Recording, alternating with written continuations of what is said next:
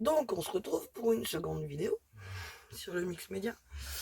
Les choses incontournables qu'il va vous falloir pour faire du mix média comme vous l'entendiez vous, c'est-à-dire pour faire des objets altérés, des choses comme ça, pour travailler sur des fonds de page de scrap ou voilà. De toute façon, il faut toujours un support en dur parce qu'on ne fait pas juste une page comme ça à mettre dans un classeur en général. C'est plutôt pour faire du home déco, du DIY qui disent aussi les Amerlocs. Bon, je suis pas trop anglish. Moi, do you speak English en fait. Voilà, c'est plutôt ça. Donc on se retrouve pour les incontournables. Alors ce qu'il vous faut pour faire déjà des bases saines, c'est des gesso. Donc celui-ci c'est le transparent, j'ai le prix. Hein. Celui-ci 12,99 €. Mais en même temps c'est Liquitex. 12,99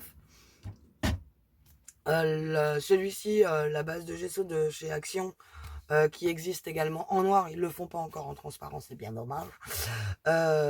Qui coûte 3 francs 6 sous, il doit être dans les 1,79 ou 2,79, je sais plus.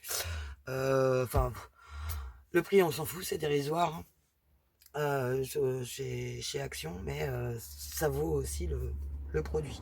Celui-là, par exemple, le blanc, il a tendance à jaunir. Bon, moi, je m'en fous parce que je travaille beaucoup sur le vintage, donc je jaunis déjà d'office. Il vous faudra une bonne colle. Donc je recommande la Patex. Vous avez vu dans les vidéos, je l'utilise directement très souvent parce que j'en ai marre que mes trucs de colle se bouchent. Donc j'ai mon aiguille, machin, tout le temps débouché et tout. C'est bien, mais je me sers plutôt de la colle liquide transparente là de chez Action pour quand je l'utilise parce qu'en fait elle se bouge beaucoup moins avec celle-là. Que la Patex est très épaisse. La Taquiglu, même si c'est celle d'Action, et un peu plus de consistance. Alors du coup, bah, ça a tendance à boucher et ça m'énerve de toujours le déboucher. Donc moi, ma Patex, c'est là. J'ai juste enlevé le premier bout. Voilà. Et du coup, ça donne un trou comme ça. Et évidemment, du coup, ça va faire tout flûte. Ça veut pas. Bon, bah, le petit trou, il est rectangulaire. Souvent, j'oublie de la fermer. Hop. Ou je la ferme mal. Elle sèche pas. C'est un truc qui est formidable. Voilà.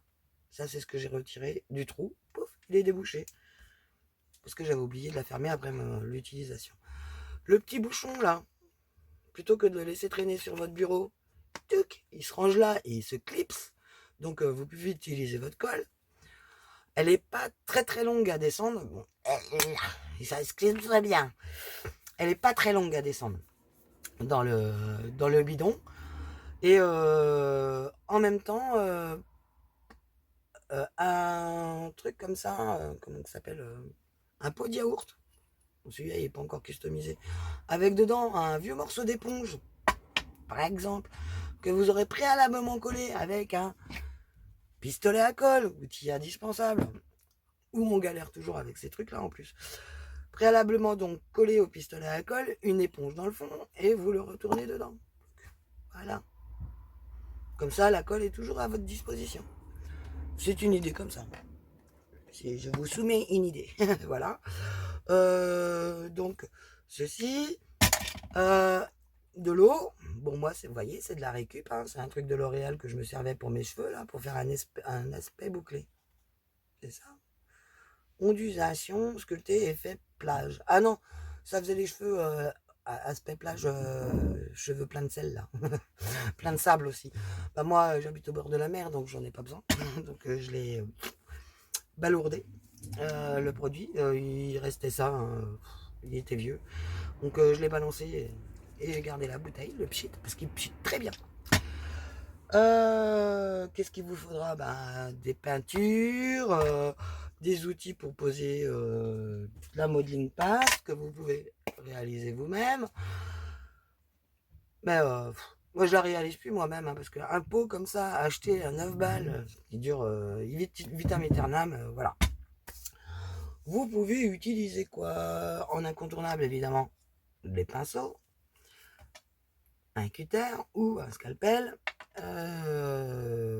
des tampons, vous pouvez mettre tout ce que vous voulez. Après, la base, des pinceaux, un ciseau, un pistolet à colle, de la colle forte, de la colle blanche ou pas, hein. La modeling paste, c'est aussi une option, hein, parce que vous n'êtes pas obligé d'en utiliser partout.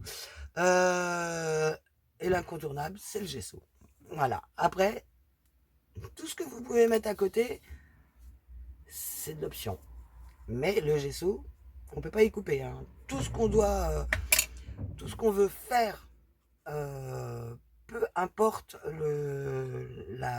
comment ça s'appelle, on est obligé de mettre du gesso.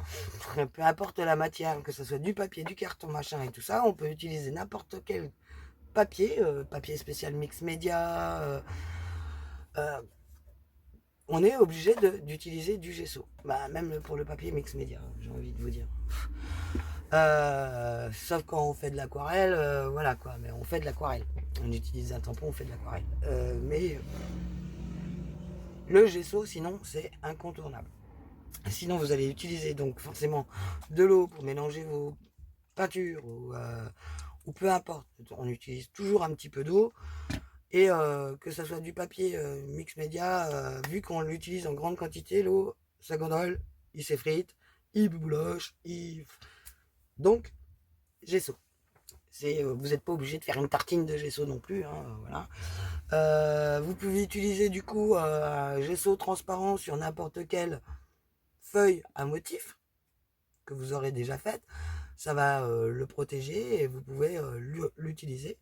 Ou feuille à motif que vous avez dans un de vos carnets, un de vos trucs de feuilles de blocs de... Ah, j'ai retrouvé le mot. De blocs de feuilles 30-30.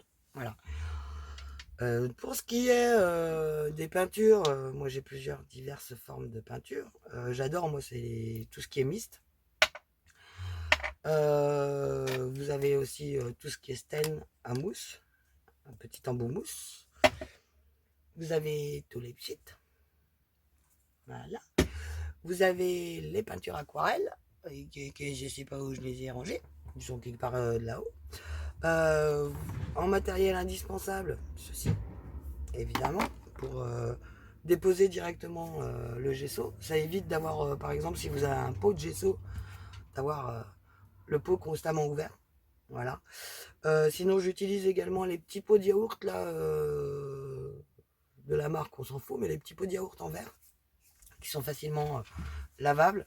On gère son gesso dedans, hein, tout bêtement, et puis je trempe mon pinceau. Les nettoyants et tout ça, non. Une règle, évidemment. Des ciseaux, évidemment. Et des idées. Et voilà. Et après, vous pouvez vous y coller. Vous laissez votre tête fonctionner et c'est parfait. Tout se mixe, tout s'essaye. Tout peut se recommencer. Des fois, vous pouvez vous planter et trouver une astuce pour camoufler. Ça, c'est la scrapeuse. Même quand elle se plante, elle arrive à faire du beau avec. Vous pouvez tout faire avec. Donc, je ne vois pas quoi d'autre au niveau du matériel incontournable à vous dire. Si, petite précision. Les chipboards en bois, c'est bien d'en acheter, des machins comme ça.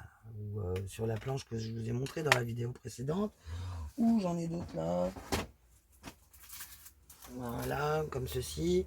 Alors ça, ça fait même pas 2 mm d'épaisseur. C'est super fin. Vous voyez. Les chipboards, vous pouvez les fabriquer vous-même en papier. Je vous l'ai montré dans la vidéo de la carte monochrome. Il suffit de faire plusieurs fois la découpe, les coller les unes sur les autres, et vous avez un chipboard. Voilà. Un petit coup de gesso pour le protéger, devant, derrière, et après vous le collez comme vous le voulez. Vous pouvez même lui donner du coup une forme, alors que pour le bois, vous êtes obligé de l'humidifier. Le problème, c'est qu'à chaque fois que vous allez le remouiller, il va reprendre sa forme. Le papier se travaille beaucoup plus facilement que ces petites choses en bois là, qui cassent, d'ailleurs, qui sont très cassants. C'est pour ça que d'ailleurs on utilise une pince pour les couper et non les ciseaux normalement. Mais bon, Hein. Moi, ce que j'aime bien avoir également quand je fais du mix média, c'est ça. Un bâton de sucette. Ne me demandez pas pourquoi. Si. En fait, c'est parce que je mélange, je tartouille, je prends de la matière avec mon bâton de sucette. Bon, là, je vous ai pris un fin, hein, mais en général, c'est la grosse, le gros, là, le large que j'utilise. Je trouve ça vachement plus pratique que de tremper tout le temps un pinceau dans quelque chose. Si on parle au niveau des patines, vous cassez pas la nanette à acheter des sharks, des machins, des trucs, des bidules. Moi, j'ai des polyvalentes. Elles servent pour un max de trucs. Elles ont leur petit effet brillant. Qu'on les utilise, qu'on les utilise sur du blanc ou sur du noir, elles n'auront pas le même rendu. On peut les mixer entre elles et vous les connaissez, c'est mes incontournables, hein. Les mousses Nuvo qui sont là. Quand je fais du mix média également, j'utilise les encres Archival. Et du coup, j'utilise des encres de couleur. Parce que au niveau sinon des encres basiques, en dehors des distress oxydes, hein, voilà, au niveau des encres basiques, j'ai deux Versafine. La Black Onyx et la Vintage Sepia. Et quand il m'arrivait de faire de la colorisation pour les minces crottes de flûte de bic, encore, je perds mes mots à un moment. Il faudra que je change le papier de côté. Les feutres à alcool, voilà, j'utilisais la Memento et c'est pareil, j'en ai que deux Memento. Hein. En niveau Versafine, j'en ai deux, trois autres. Mais c'est des tout petits pads. Voilà. J'ai voulu sortir. Et je les ai prises en fait pour quand je pars avec ma valise. Tout simplement. Donc j'ai exactement les deux mêmes qu'en grand qui sont à la maison. Et j'en ai deux autres. Je sais pas pourquoi. J'ai craqué mon slip. C'est la Imperial Purple. J'adore le violet, donc je l'ai prise. Voilà, celle-ci.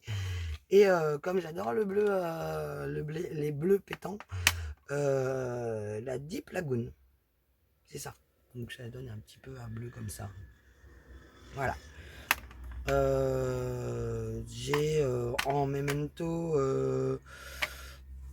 version comment qu'ils appellent ça déjà, je remets mes lunettes. Dewo Drop qu'ils appellent ça. Donc voilà.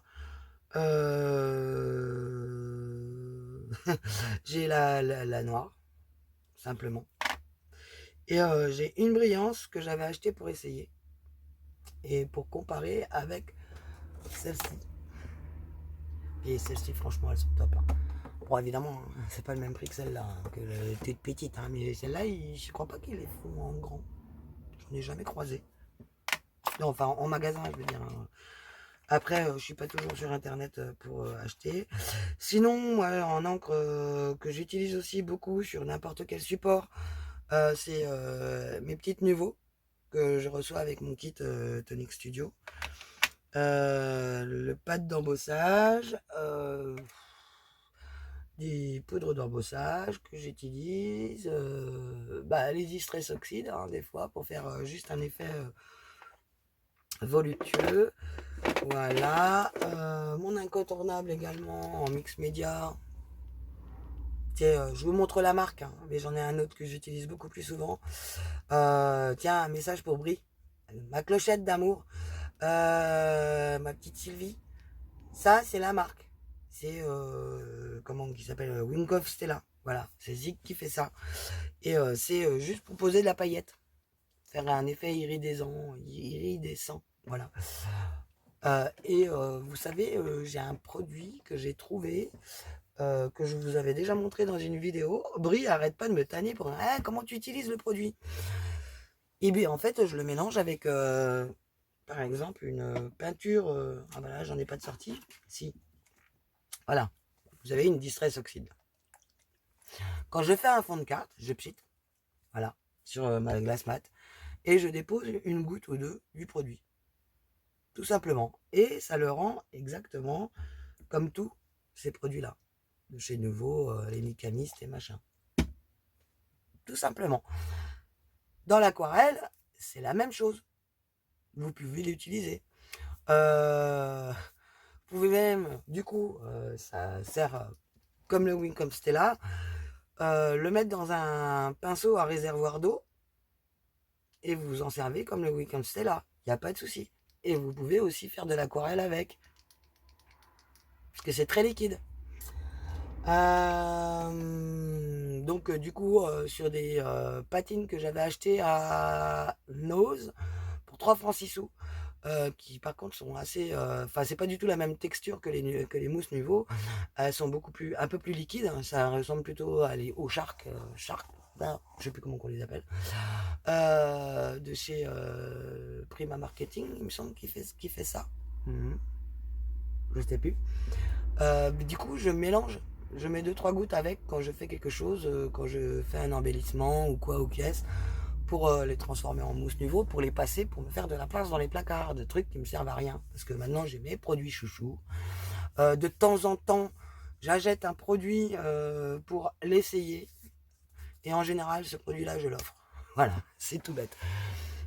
Si j'en suis pas satisfaite ou si j'ai déjà ce qu'il me faut, en fait, bah, je l'offre. Tout simplement.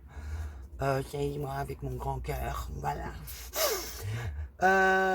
Autre encre que j'adore également, mais là le prix, j'ai l'impression qu'il a un petit peu sauté par rapport à avant, et qui, je vous en ai parlé dans la vidéo de la semaine dernière, qui remplace complètement, alors merde, complètement les Distress Oxide, qui sont légèrement moins chers du coup maintenant que les Distress Oxide, mais avant qui étaient carrément moins chers que les Distress Oxide.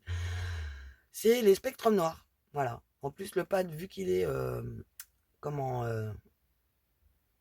forme de, je sais plus comment ça s'appelle, c'est pas mal parce que du coup on a beaucoup plus de précision au niveau du pad, au niveau de l'embout. Donc on peut faire des petits effets sympas.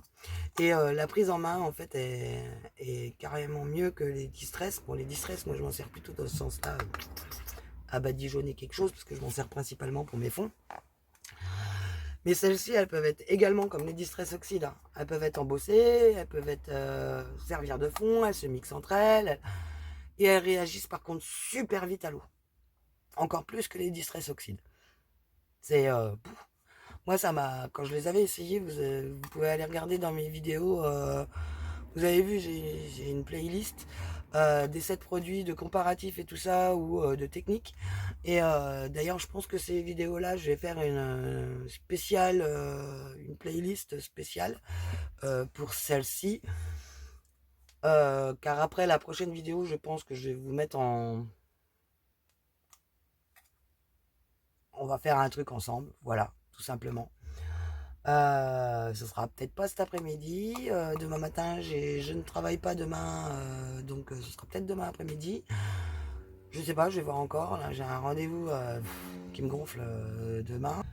Ces encres-là sont géniales. Donc, si vous voulez investir et puis que ça vous coûte un petit peu moins cher, parce qu'il y a, par contre, le panel est quand même pas aussi important que les Distress Oxide. Mais il y a plein de couleurs dans les Distress, en fin de compte, que je ne sers pas. Hein. Sur les 60, je vais vous dire qu'il y en a au moins une dizaine que je me sers que très rarement. Déjà, j'aime pas le vert. Donc, je m'en sers très peu. Le rouge, c'est occasionnel. Donc, voilà. Bon, bah, 20 minutes de vidéo. Je vais vous faire des bisous. Et puis, on va se retrouver après pour la prochaine. Donc, je sais pas quand est-ce qu'elle aura lieu. Guy est venu me chercher. Apparemment, il y a du monde. Donc, je vous fais des bisous. Puis, je vous dis à plus tard.